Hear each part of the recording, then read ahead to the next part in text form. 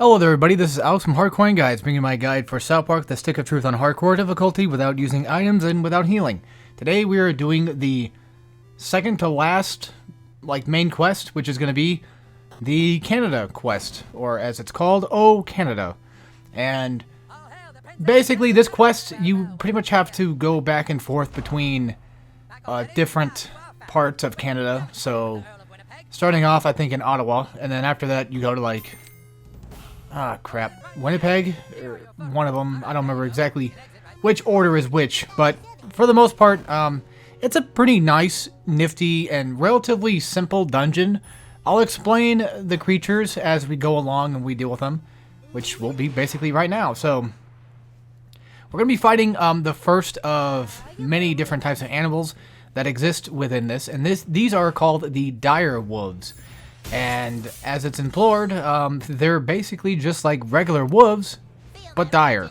So essentially, they don't do, in actual reality, they don't do anything different. However, they do have fart attacks, which I think can cause gross out. And if I'm not mistaken, I think the fart attacks, either that or it's the actual bites. It's one of the two, but they can actually give you AIDS. Well, no, they can give you dire AIDS. They're essentially just AIDS, but dire.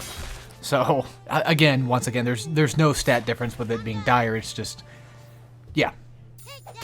But, whenever you get AIDS in this game, two things. There is an achievement that you can get with with beating the final boss while having AIDS. And I think you can actually get every achievement in one run, I think so.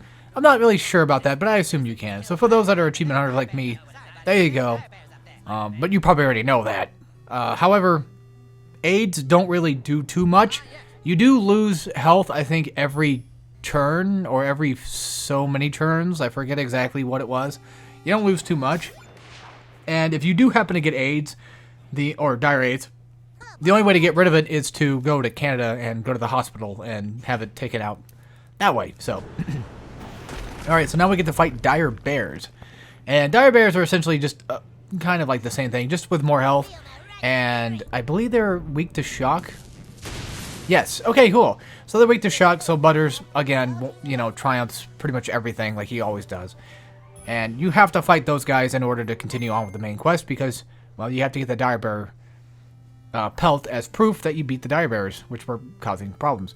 And I think this is the same place where you can actually go to talk to certain people and some of the Canadian folk around here, and they'll actually do the whole, dire joke. Now, another thing to keep in mind as well is if you come up here, you can go fight the Canadian barking spider, which is, of course, the last of the Jimbo's big game hunters creatures I have to fight, I think. So, the thing with him is, as you can see, he has, 1,000 armor, I think it is, which basically implies he's relatively, beefed up. But oddly enough, he doesn't seem to be that hard on my armor, which I think that, or hard on my attacks, which I think that does right there prove that Hammer of Justice does, I think, ignore armor. But either way, he's just pretty much like any other dire animal. Which, funny enough, you actually get to fight snakes in Canada, which are near, they're more so near, Banff and inside the caves, if I'm not mistaken. And they don't have the dire part of them. I think they're just regular snakes, so it's weird. But yeah, another thing I want to admit is I do like the idea that they changed Canada into at first I kind of didn't care too much. I was like, oh man, I kind of wish that Canada would be explored like any other normal part of South Park. But when you really think about it, I mean, this probably is the best option, and it kind of coincides with what the game is. It's just a regular top-down RPG, so it's like an old-school RPG type thing, which I like. And I don't know if I said this yet or not, but I have been going through and playing Final Fantasy, the Pixel remasters on Steam. I've been going through the first game, and I like it. I do actually have the Origins collection of Final Fantasy, which is I think just 1 and 2 on PS1. And I didn't really care for Final Fantasy 1 when I played it. I thought it was neat, but it was, I just thought it was kind of slow, and I was like, oh, this is going to take some time to get used to, but then I kind of just put it down for a bit because I sucked ass at it. And then eventually I decided, you know, once my brother was talking about it, he's like, oh yeah, they have like the Pixel Remasters on Steam, and I'm like, okay, and then I grabbed it, and I've loved them pretty much ever since. At least, well, the first game, I liked it. So I would assume most likely I probably would like the other 5 in that collection. I haven't gotten all of them yet. I just had the first 3. I also have 7, but I've never beaten the original 7 yet. I don't remember how far, but not too far. I suck with RPGs most of the time, so unless it's something I really like. But anyway, boss fight time. So this is the Bishop of Banff. And let's see, what, 500 defense, or, well, armor? Not too bad, nothing too great. You can do pretty much everything you normally can with stacking, you know, burn, bleed, gross out, and all that other fun stuff, which is very, very, very nifty.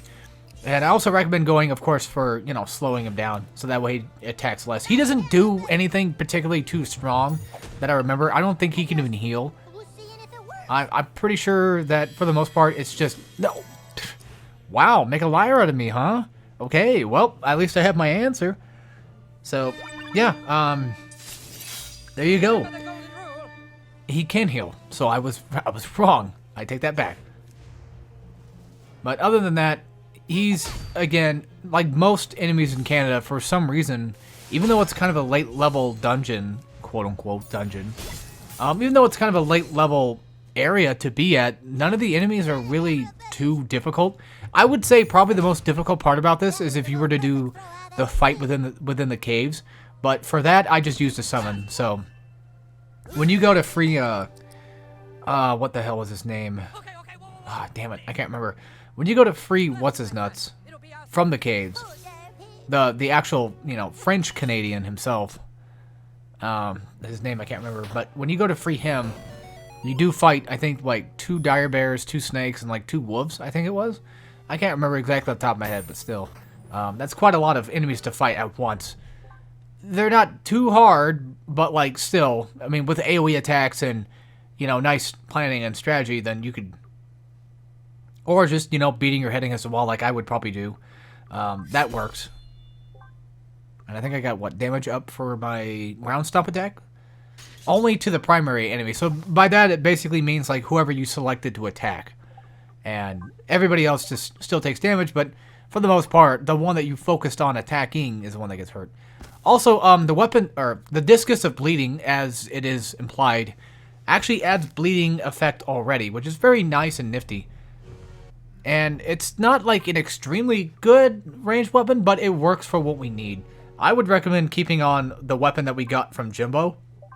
But, I mean, if you don't get the weapons that I get, at least get the strap-ons, so that way you can have, like, frost strap-ons. And having the dual strap-on mods for any weapon is just fantastic. That's something you always want to go for. But, yeah, you can see in the top left corner that Al Gore is bothering the shit at me. But I think I ended up actually finishing all of Canada before I decided to go down and deal with him, so I kind of just ignored it, didn't even really pay attention until after I got there. I mean, he's not really even doing it much right now anyway, so we're at least safe for a little bit.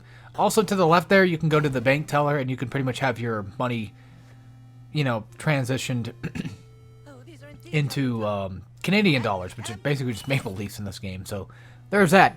And I think you can also maybe possibly sell junk to him. You can break the leaves for junks and stuff. What was I talking about earlier before all this? Oh yeah, I used a summon on that fight that we're in the caves, and you'll see that later. So now we head on over to Vancouver, which apparently that's either where Terrence and... Yeah, because they have a cottage down here. So either they're visiting and they have a cottage here, or they actually live in Vancouver. I don't remember. All I know is that Terrence and Philip live in Canada. I don't think they've ever... I can't remember off the top of my head they've ever actually said where they lived, specifically within Canada. Funny enough, I think this game came out before the episode that had the one road in Canada, I think. Or maybe it came after, I don't remember. I think it came before the one road in Canada episode, which I don't remember too much about that episode. I remember not finding that one very funny, though, because like typically with the Canadian episodes back in the day, I always enjoyed the Terrence and Phillip stuff. But Nowadays, not really, because it ended up, like, what, them being old and shit, and, you know, Kyle basically turning into his mom in that episode, and yeah, all that other fun stuff. Again, sorry about the clearing of the throat. I don't know why. Well, I do know why. I went out and ate Taco Bell, and it gets super salty, so I do apologize for that. But in here, I skipped the Nagasaki stuff because who wants to see it right now? I mean, I'm here to just get things done. I'm not here to watch the cutscenes, I'm sorry. And yeah, this is the fight I was talking about earlier. So essentially these guys, I just said screw it, use a summon on them. So it is 2 direwolves. Okay. Wait, they can be stunned outside of battle. Oh. Alright, well, cool. Well, luckily for me, I had Mr. Hanky on hand. Which, funny enough, I think Mr. Hanky's probably the one that has, like, the, maybe, possibly the longest summon. Well, I don't know about that. I mean, because, like, they're all relatively about the same in terms of length. But I feel like Mr. Hanky might just be longer. I don't know. But anyway, you know, you wipe out with the shit storm and the shit disappears. So, there's that. I mean, I know why. It's just... I just find it funny how it does actually disappear. Just one of those weird, you know, ludonarrative dissonance type situations. Also, Barbarian Armor. I think it's, I think it gives you extra armor, but not too much. The armor that we're looking to get, and I didn't really realize how good it was until I got it, was the Valkyrie Armor, which you get from the girls when you go back to, well, of course, you know, the girls' hideout. So, once we go there, yeah. Also, I don't think you can actually go back into the girls' hideout. So, once you do leave, well, actually, before you leave, I should say this. Before you leave, I believe there's a Chim Pokemon in there, and you might want to buy every armor that you possibly can that you think you'll need. So, yeah, just don't forget to go ahead and do that. And now it is time for the oh-so-legendary Al Gore boss fight. And Al Gore is a tricky one because he can be seriously difficult if at the wrong level. Because I feel like at least level 12 or maybe higher is probably a decent level. I technically speaking, I don't think it really matters too much because, like, in all technicality, you can do all this stuff before my level, but I do it now because I feel like having a higher level just makes things a little easier because at least then you have better abilities at that point in time. So the best thing for him is status ailments out the ass. You want to knock off as much of that armor as you possibly can, and you want to just make sure he doesn't hurt. It's technically not him that's the one that hurts. It's the the Secret Service that hurts. But even then still, having him get fucked is going to help. And I don't remember if beating him just completely destroys everybody around. Also, I hope that I hope that this one is okay in terms of like not dying, because I don't remember if I did die in this part. I don't remember if I know I ended off with Kyle because I fucked up Butter's Chaos Cloak. That's what I was going for. But yeah, any sort of AoE attacks at all would be nice to use on these guys, which every class at this point in time should, in technicality, have AoE.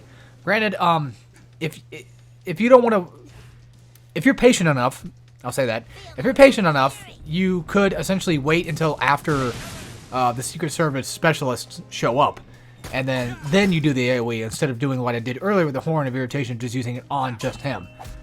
I was a little preemptive because I kind of forgot, you know, when exactly he does it. But yes, learning the block patterns is going to help you immensely because these guys, the Secret Service guys themselves, have the ability of Screw. And that debuff, as we saw earlier in game, could potentially be deadly. And it's only deadly if, you know, you take the hit. But typically you have like 3 turns or so before your character gets completely wasted. And I mean, like, it's an insta-kill. Like, yeah, it sucks to have. And they also cause bleeding, too. I mean, granted, they are shooting your ass. So, I mean, having, you know, you bleed makes sense. But once you get the timing down for the blocking, it's really not that bad. Because once you get, like, the first block in, you could just mash the rest of it. And for the most part, you get it. So, I think I have Rochambeau upgraded to the point where, like, I think everybody else gets gross out. Yes. Everybody gets defense out, defense down, and gross out. This is a great AoE at this point. Like, it doesn't really technically even act as an AoE on the offensive side, but it's still an AoE on the fact that it literally causes, you know, defense down and gross out. It's awesome. Speaking of AoEs, Rain of Arrows. Kyle's, I recommend using Rally Up. That way you get the ability up before you use it. And then immediately just launch Rain of Arrows. I do also recommend starting this fight with... Oh, I got lucky there. I don't know if Gore would have done enough damage to kill me, but I did get lucky with him attacking Kyle first. However... oh yeah, I'm going to show off their stuff. Let me just talk about that real quick. So, Rally, you get... you basically just get ability up for both. It works for your actual abilities, your magic. Like, not your fart magic. Yeah, Summon Elemental is just kicking Ike. It's great. Rain of Arrows, you saw earlier, it's just, you know, an amazing tool. And then Leaf, I don't like the Leaf Blower one too much. Magic Missile is just essentially causes a gross out. Flame Strike is just like a single target that he just, you know, farts on. And then Burning Cloud attacks everybody. And Curse is essentially just an electric attack that does, I think, random different enemies it attacks. It's nothing special. I much prefer his Flame Strike, his AoE fire attack, which is phenomenal, actually. Cartman is pretty good, but he's extremely weak in terms of defense. So, however, with Kyle, he's got good defense. He doesn't have great offense, because like his actual normal attack is just essentially him using his golf club. It's a pretty okay, it can be a pretty good attack. It's just that his abilities are where he shines the most. And the same thing kind of happens with Cartman, but Cartman just has way less defense. Cartman takes a lot of damage whenever he gets hit. It sucks. And Cartman's melee attack itself also sucks ass, but however, Cartman does have a passive that I don't think the game tells you about. If I'm not mistaken, I think he has it. I can't remember exactly if he does, but I'm pretty sure he does. Oh yeah, I go in there, I get the miniature gong from Mr. Kim again. So Cartman has the ability of like he does like I think like 1, 2, 3, 4 attacks with just regular melee just by hitting X. And I think every attack gives you PP. I think it's like 1, maybe 2 PP. I'm not sure. I don't really play Cartman a lot anymore. But yeah, now we finally have 101 friends. Oh, wait. I just now got the Jimbo item. Never mind. I'm way far ahead in this video. I'm way far ahead. So, Grenade of Slowing. It's only 800 on normal attack compared to my 1250. But I do recommend that you equip it if you can. Either that or just equip something with Frost. So that way... Because, like, just having that Frost is just awesome. And this is a pretty good weapon, to be honest with you. And I don't know why I'm so dumb and I just realized, I'm like, oh, wait a minute, it has Frost already, so I should probably use that. So, Axe of the Underworld, oh, sorry, excuse me. Axe of the Underworld isn't really anything great, so I wouldn't worry about it. Also, the gym Pokemon, I think is, I don't know where its location at.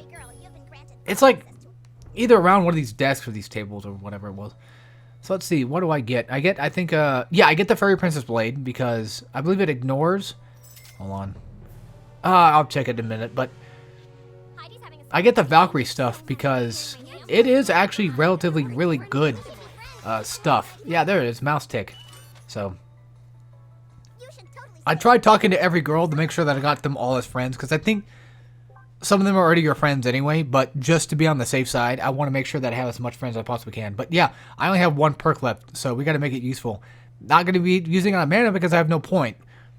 Not on the revive because no point. So at this point in time, I'm like, well, I don't know what to use because, you know, the pissed off thing doesn't really work because Kenny can't get pissed when he's, you know, in Nazi zombie form. I also get that kid as a friend, and I go back and I get the Actually, it ended up, the Valkyrie Armor actually ended up being, at first I was like, oh wow, this is going to be great.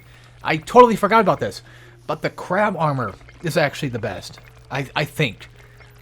I know I said earlier the Valkyrie, but I think at this point in time, it definitely is the Crab Armor. I don't know why I ended up actually fighting Man Bear Pig after the last dungeon. I don't know, I could have done it now, but I didn't.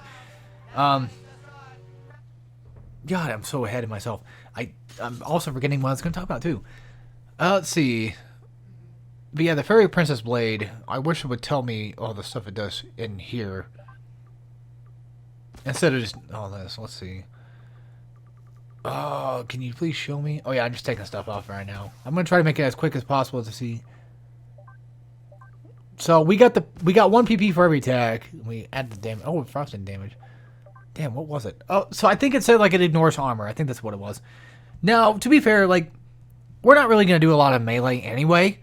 But even then, still, I'd still say that at least having the Princess Fairy Blade is potentially one of the best melee weapons that you can have. Oh yeah, the axe of the underworld or whatever it's called.